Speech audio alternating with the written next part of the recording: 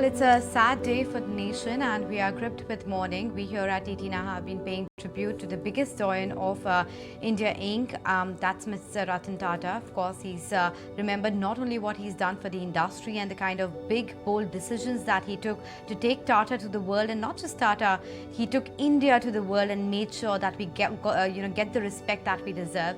And that's the day that we are paying tribute to all the major decisions that he's taken in life and the biggest legacy that he's left behind, and that's do the bigger good, live your life to make a difference. And that's exactly been the motto at Tata, and he was very sure that going forward as well, Tata Group is going to take forward his legacy.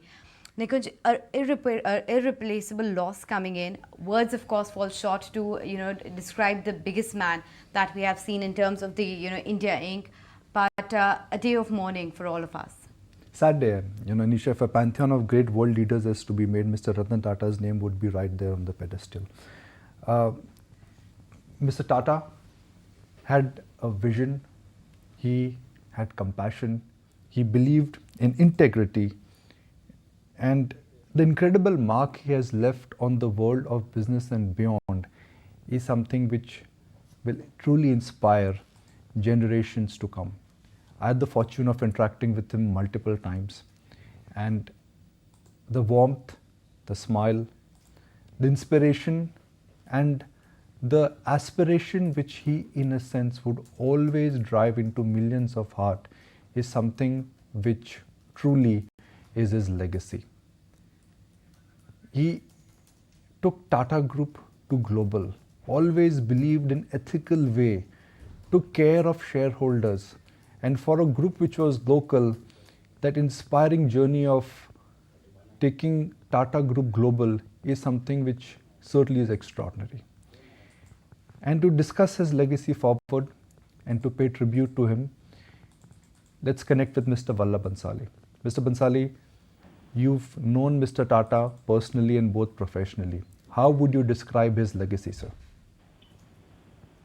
Ratan Tata, one anecdotally, if I were to say that Mr. Narayan Murthy touched his feet in public. Now, these were the two luminaries, shining stars of our business world. And this is how he expressed his respect and homage to Mr. Tata. That says a lot. So I've been hearing you that a lot of qualities that you described were very well known, very palpable. People could feel them. They didn't have to be talked about. But a few things I would like to put in perspective. That just as, if you read the story of Jamshedji Tata, that he wanted to do new things for India and took extreme risk for them. I think this is what Ratan Tata's legacy reflects with all the other virtues. That appropriate to your time in the 90s when, he came into chairmanship, India was, because of reforms opening up. And what that meant. So in terms of corporate governance, Mr. Narayan Murthy showed us the path. But in terms of risk-taking, that now if we have been allowed to take risks and do new things, let's do them. Mr. Tata's legacy for risk-taking, I think, would be unmatched. He took bold risks, not only, to go to the world, but in terms of diversification, in terms of learning about the world. He knew that chorus, was probably a more expensive deal, but it taught them how to deal with a number of European countries. And therefore, this is counter-colonization. If we were colonized by various people, here was an opportunity to do business and in a noble colonization manner. And today, when we find that Tata Chorus is able to talk to the government of England and they talk on equal terms. Now, this is huge earning for a country. In the balance sheet of a company, maybe somebody will say, okay, this is not earning a profit. But a company is a citizen of the country and what role it had to play. So on a number of areas, I think when it came to organization, risks, when, they had a problem with Tata Finance, he took it on very boldly. So whatever it means, when you go into a controversy and court cases and so on, a lot of bad things come out. But he says, so be it, I need to get to the bottom of it. When he had to change satraps, he did the same thing. He took risk with the succession. And he had no problem, going back saying that, look, I made a mistake. And that again, I think the biggest point he made about succession, changing the succession was his concern for his trust. So this feeling that, we are here to serve the country, serve our trust, and trusts are here to serve the community was so well embedded in the person.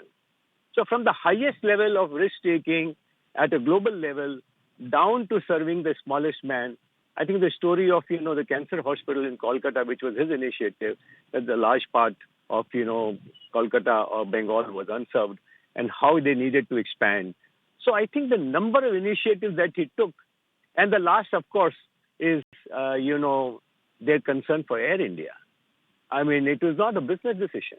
It was an emotional decision. It was a patriotic decision. And the world recognized it. The government recognized there's only one company that could have taken on that huge risk and responsibility.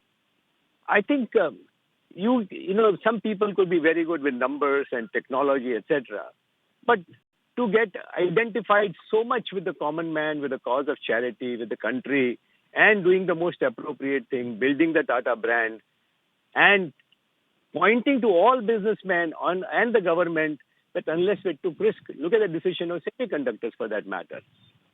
It is something, which may pay off, which may take a long time to pay off, but it is important for the country to do it. So to move away from the streak of an ordinary businessman who will do only accounting math, he did national math, he did community math. And it requires tremendous clarity within yourself to be able to take such risk decisions, particularly when you have 20 companies that are listed and yet enjoy the confidence of shareholders and show them that if you work for the community and country, how eventually you will be the biggest beneficiary. I think this whole textbook, philosophy has been played out by Mr. Tata. Mr. Bhansali, Ratan Tata, can we safely say, or Mr. Tata, kept the old businesses, he was able to scale up the old businesses and yet incubate a lot of new businesses. You mentioned semiconductor. Well, he, in a sense, with Mr. Kohli, they were instrumental in creating TCS. They took Tata Steel to a global level, Tata Consumer to a global level. So can we say that he, in a sense, had that unique ability where he was able to scale up the old legacy businesses and yet incubate new businesses? So, when you are a part of a large group like Tata's and you sit on the board of Tata Sons, you get both a sense of history and sense of momentum into the future. And then each chairman brings something special to the table. Mr. Tata, came at a time when, the nation was changing. And he had to, what we call, absorb at the deepest level of his intellect and emotion what it meant. And therefore, the old and new, they all blend into one thing. So the history of Tata is doing, community project along with the business project, the Great Lake at Tara in Pune, etc. There are many stories. So a chairman typically of the Tata Group is expected to have the widest sweep in terms of time and in terms of space. It's a huge ask. It's not a cup of tea for everybody. But Mr. Tata took his time to absorb it, and whether it was building the Tata brand, whether it was consolidating the shareholding, whether it was incubating new businesses. And he had no difficulty getting out of businesses. He did not keep all the old businesses. There are a number of businesses that he exited. He merged companies. So the whole 15-year period between, say, 1995 and 2010 was very, very active with, corporate action. So he showed all the capability and sagacity of a noble kind in, running his empire. Mr. Bhansali, if I may just request you to share your one personal interaction or experience with Mr. Tata, which you've never shared before. Well, I wouldn't want to think in that manner that before or after, but every time you met him, what struck you was absolute humility. Who you were didn't matter to him. He was conscious of who he was. And that did not change with who he met. And it was the same principles, same values that reflected whether he met the Prime Minister, he met an ordinary person. I was an ordinary person. And yet the respect with which he will meet you, listen to you, try and help you, I mean, it is unforgettable. Mr. Bhansali, so if the Tata... Last question, Nikunj, I had to go. Yeah. Yes, please. No, Mr. Bhansali, what would you really say is one thing which all of us should learn from Mr. Tata? I think sense of purpose. That when you do things with purpose as the goal, when you're imbued with your purpose, a lot of the things that you said, risk-taking, small, big, incubating, etc., becomes easy. And I think it showed that in his lifetime, the way he dealt with his employees, it manifested in the Taj Mahal Hotel, the very, very tragic terrorist attack, and how those employees laid their life for customers is a legend universally.